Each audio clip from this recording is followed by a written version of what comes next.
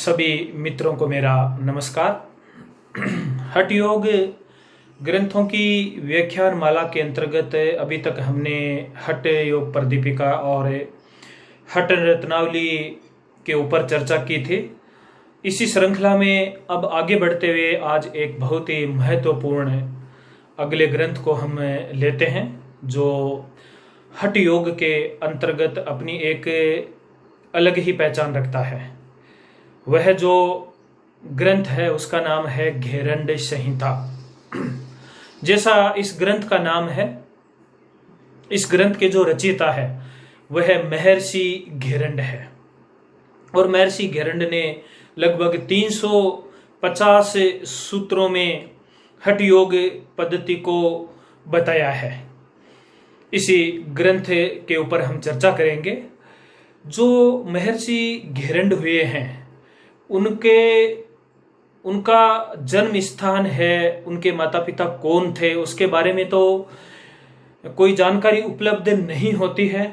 और साथ ही इनका जो ये ग्रंथ लिखा हुआ है, इसकी जो पहली पांडुलिपि है, जो सबसे प्राचीनतम पांडुलिपि मानी जाती है, वह 1804 की है, सन 1804 की है। और इनका जो समय है वह माना जाता है 1650 ईस्वी से 1750 ईस्वी के मध्य का। और इस ग्रंथ के अंदर यानी कि घेरंड संहिता के अंदर महर्षि घेरंड और एक उस समय के जो राजा हुए थे चंड कपालिक, उनके बीच का संवाद है। कहते हैं कि जो राजा चंड कपालिक था वह योग तत्व के बारे में जानने के लिए, योग विद्या को जानने के लिए महर्षि घेरंड के शरण में आते हैं और कहते हैं कि मुझे उस तत्व को जानना है, उसका मुझे ज्ञान प्रदान कीजिए। तो उनके बीच का जो भी संवाद है वह घेरंड संहिता के अंतर्गत आता है। तो इसके अंदर इन्होंने कुल 7 उपदेश इसमें आते हैं, यानी कि 7 अध्यायों का यह ग्रंथ है। और 7 अध्यायों के ग्रंथ में एक एक जैसे आसन है, प्राणायाम है, जिनकी जानकारी दी गई है।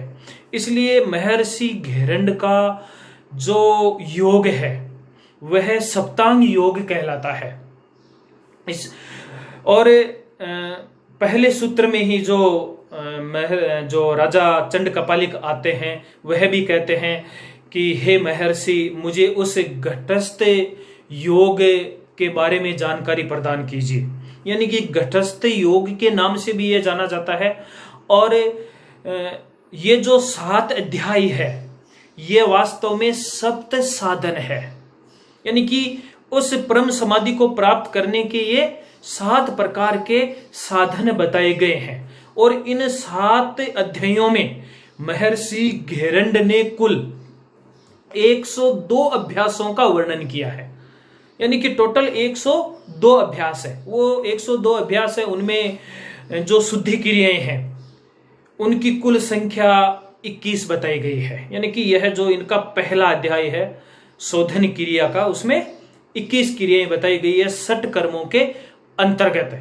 और इनका जो दूसरा अध्याय है वह है आसनों का, जिसको दृढ़ता नाम दिया गया है। यानी कि उस दृढ़ता को प्राप्त करने के लिए आसन करने चाहिए। और इस घेरंड संहिता में कुल 32 आसन बताए गए हैं। तीसरा जो आता है वह है मुद्रा का, और यहां पर कुल 25 मुद्राएं बताई गई है। और मुद्राओं, इस लेसन का उपदेश का नाम है स्थैर्य। अगला जो आता है चौथा वह है प्रत्याहार। 5 प्रकार के प्रत्याहार बताए गए हैं। धैर्य इस चैप्टर का नाम है।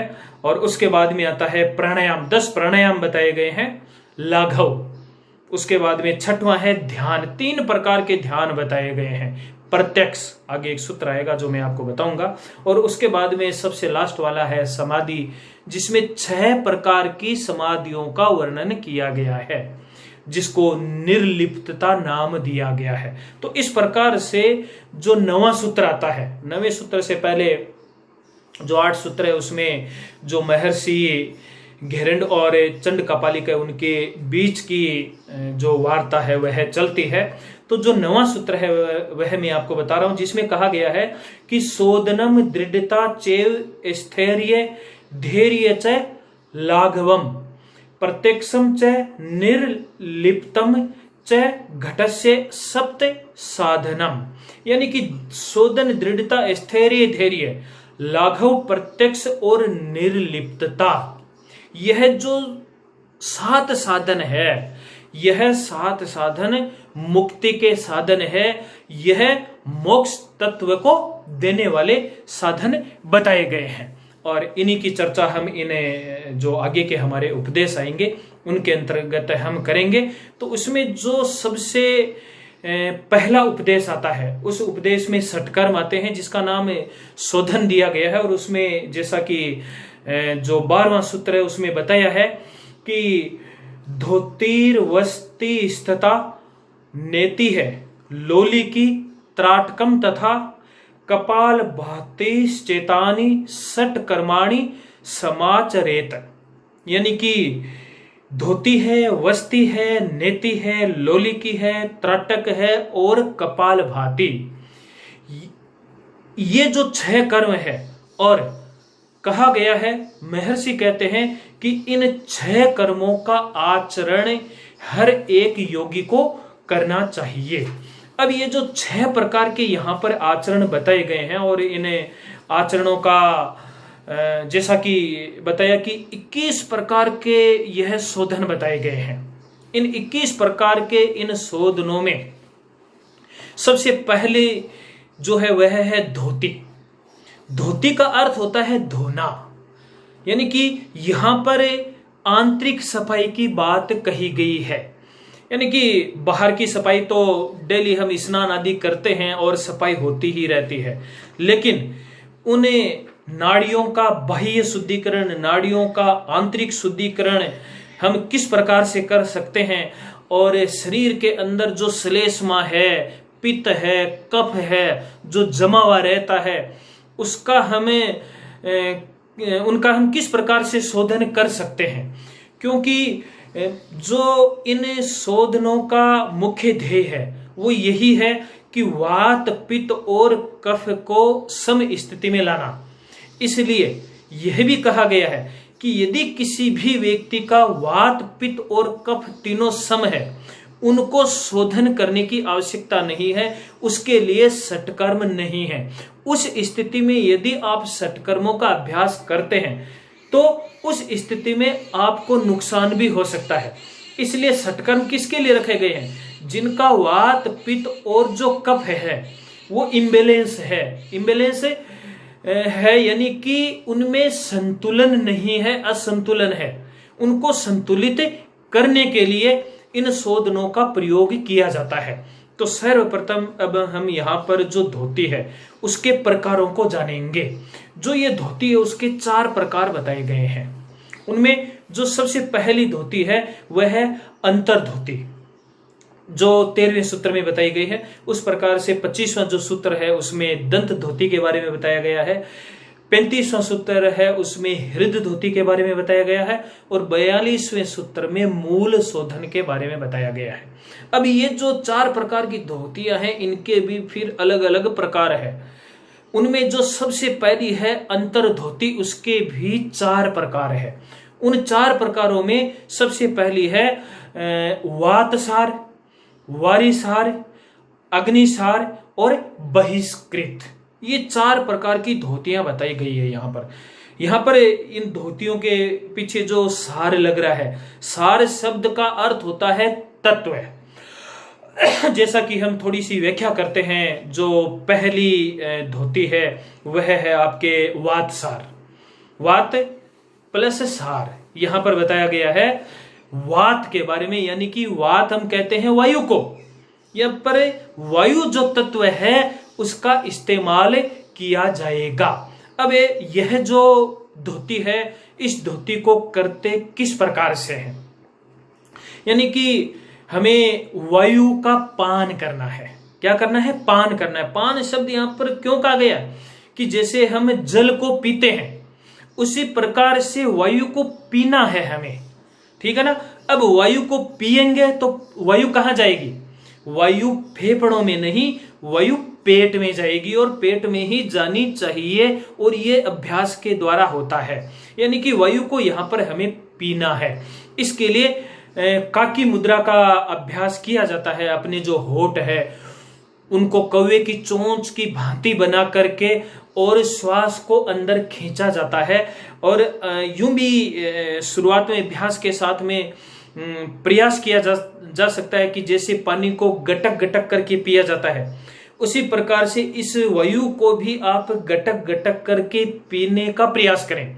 और जैसे जैसे आप इसको पिएंगे तो आपका जो पेट है वह वायु से भरता जाएगा, और जहां तक जितनी अधिक हो सकती है आपको उस वायु को पीना है। अब जब ये होठों की इस प्रकार की स्थिति बनती है, इसको काकी मुद्रा कहा जाता है। यानी कि हमें काकी मुद्रा के अंदर इसको वायु को गटकना है, वायु को पीना है। और साथ में एक चीज का और ध्यान रखना है कि इसका अभ्यास हमेशा बैठ करके ही करना चाहिए, क्योंकि जो वायु है वह वायु आंतों के अंदर नहीं पहुंचनी चाहिए अमाशय तक, और उसके बाद में उस वायु को क्या कर देना है? बाहर निकाल देना है। इसलिए खड़े होकर के नहीं करते हैं। खड़े होने पर जो वायु है वह नीचे के अंगों में भी पहुंच सकती है, इसलिए इसका अभ्यास बैठ करके करना ही उत्तम माना गया है। तो हवा को सीधा पेट में लेना है और हवा को फिर मुंह से बाहर निकाल देना है। तो इससे क्या होगा? इससे कई प्रकार की जो खट्टी डकार है और है इस प्रकार की आपको आ सकती है, और अंदर का जो भी इस प्रकार की जो विजातीय तत्व होते हैं वह उस वायु के साथ में बाहर निकल जाते हैं। कई बार ऐसा भी हो सकता है, कई लोगों को होता है कि उसके साथ में जो पित्त है आदि है वह भी बाहर निकल आता है। तो इस प्रकार से वायु के द्वारा हम यहाँ पर हमारे इस स्टमक की सफाई करते हैं, और इस सफाई से इसका तो शोधन होता ही है, इसके साथ में जो पित्त है या वात की जो प्रकृति होती है वह भी इससे शांत होती है। उसके बाद में आते हैं हम वारी सार में। जैसा कि इसका नाम है वारी, वारी हम किसको कहते हैं? वारी हम कहते हैं जल को। यानी कि इसके अंदर अब हमें जल का प्रयोग करना है, इसके अंदर हमें जल पीना है। इसलिए यह एक ऐसी क्रिया है जिसके द्वारा कहते हैं कि शरीर का कायाकल्प हो जाता है, शरीर कामदेव के समान कांतिवान हो जाता है, बुढ़ापा पास में नहीं आता है। यानी कि वारिसार क्रिया के द्वारा हमारे पूरे शरीर का प्रक्षालन हो जाता है।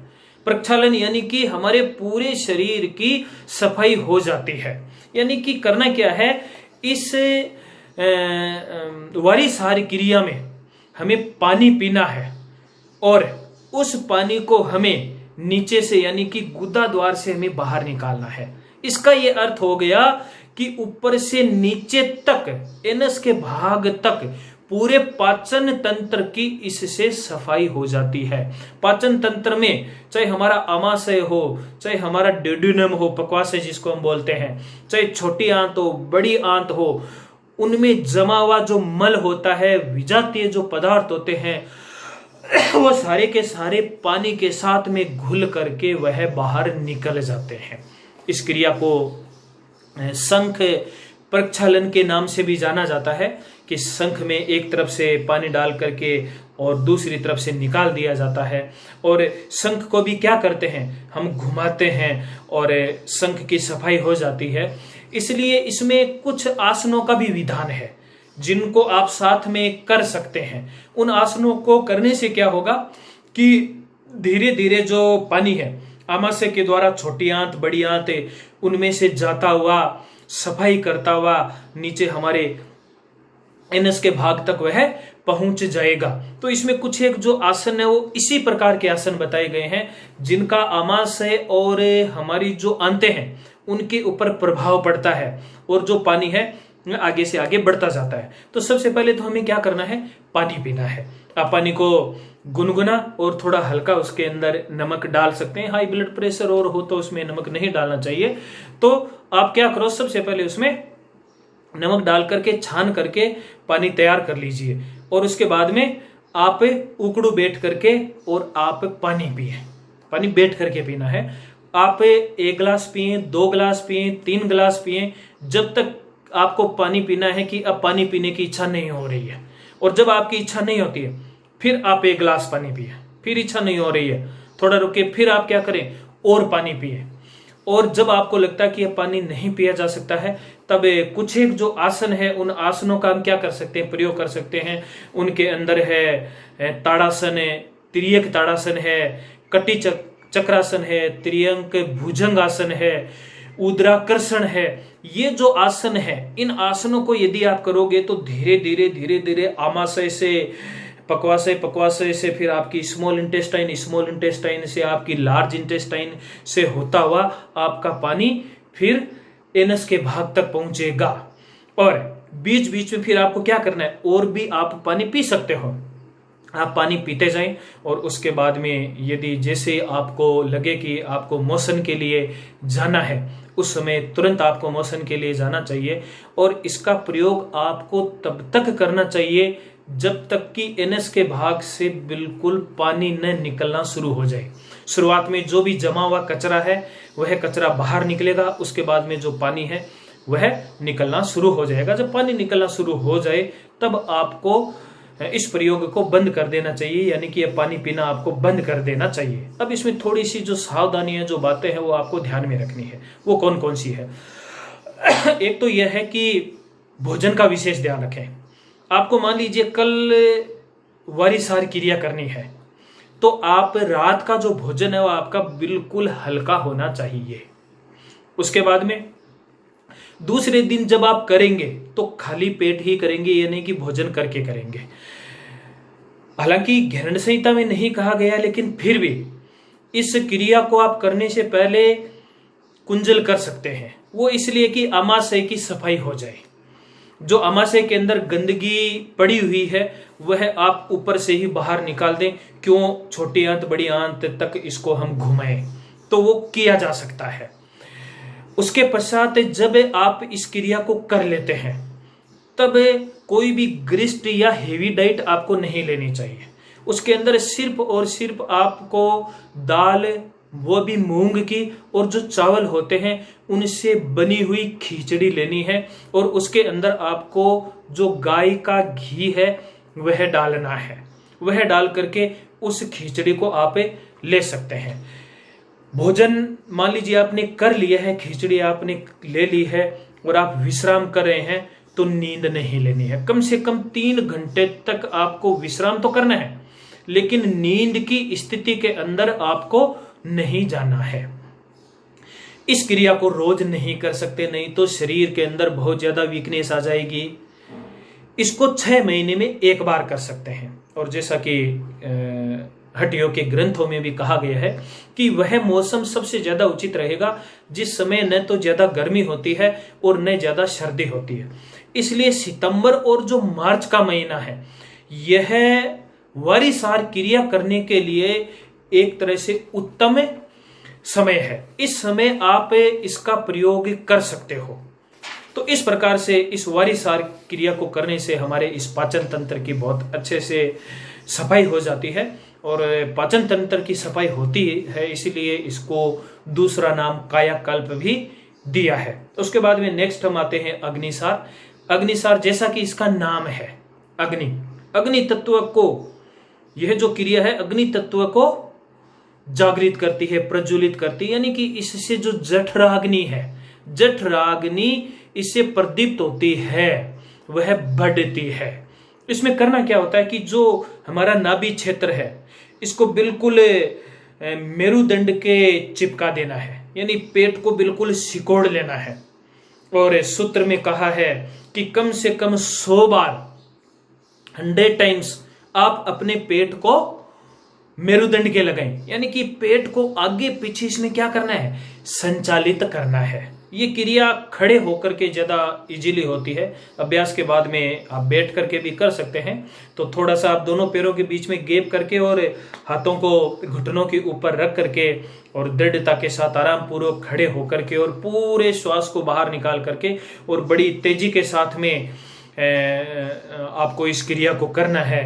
और जो स्वादिष्ठान है, जो मणिपुर चक्र है, इसके ऊपर इसका बड़ा सूक्ष्म प्रभाव पड़ता है। उन चक्रों का जागरण होता है, जठराग्नि प्रदीप्त होती है इससे। और जो भी खाया पिया होता है वो बहुत अच्छे ढंग से इससे पच जाता है। तो ये हो गई हमारी अग्निसार क्रिया। और सबसे अंतिम जो क्रिया है वह है बहिष्कृत। ये जितनी भी क्रियाएं बताई गई है इनमें सबसे हार्ड क्रिया है ये। और ये जो बहिष्कृत क्रिया है, ये भी जो सबसे पहली आपको क्रिया बताई थी वातसार, कुछ उस प्रकार की है। वातसार में तो आमाशय से हमें वायु को बाहर निकाल रहे थे, लेकिन इसके अंदर मुंह से श्वास लेकर के और गुद्दा द्वार से हमें वायु को बाहर निकालना है। और यह क्रिया वही लोग कर सकते हैं जो प्राणायाम को सिद्ध कर लेते हैं। क्यों? क्योंकि प्राणायाम के द्वारा हमें कुंभक को सिद्ध कर लेते हैं, वायु को रोकने की क्षमता आ जाती है। क्योंकि इस बहिष्कृत धोते में बताया गया है कि कम से कम आधे प्रहर तक आपको उस वायु को पेट में धारण करना है, रोकना है। और यह स्थिति आप तभी कर सकते हो तब जब आप 1.5 घंटे तक क्या कर सकते हो, वायु को रोक सकने में सफल हो सकते हो। और यह प्राणायाम की सिद्धि से हो सकता है। और उस समय यह नहीं है कि उस समय श्वास प्रश्वास नहीं करोगे, श्वास प्रश्वास तो करना है, लेकिन जो मुंह के द्वारा, वही काकी मुद्रा के द्वारा जो श्वास को हम अंदर लेते हैं उसको अंदर ही पेट के अंदर उसको धारण करके रखना है। अब 1.5 घंटा काफी होता है और इसको रोकना बड़ा ही मुश्किल होता है कि हम रोक सकें। लेकिन लंबे अभ्यास और गुरु के निर्देशन में यदि इस क्रिया को किया जाए तो अभ्यास के द्वारा हम सफल हो सकते हैं। तो रोक करके और पेट को भी कहते हैं परिचालन करना है। और उसके बाद में अधोमार्ग यानी कि गुदा मार्ग के द्वारा इसको बाहर निकाल देना है। तो प्राणायाम की सिद्धि के पश्चात ही इसको करना है। और इससे भी हमारे वात पित्त जो कफ है उनका शोधन होता है, पाचन तंत्र के ऊपर बड़ा सूक्ष्म प्रभाव पड़ता है। तो इस प्रकार से हमने देखा कि यहाँ पर शोधन के लिए वायु और पानी को काम में लिया गया है। तो अभी इस अंतर धोती के अंतर्गत हमने इन 4 प्रकार के धोतियों का या शोधन का वर्णन किया है। अब अगला जो हमारा व्याख्यान होगा उसमें फिर हम दंत धोती है, हृदय धोती है, मूल शोधन है, उनकी व्याख्या करेंगे। तब तक के लिए नमस्कार।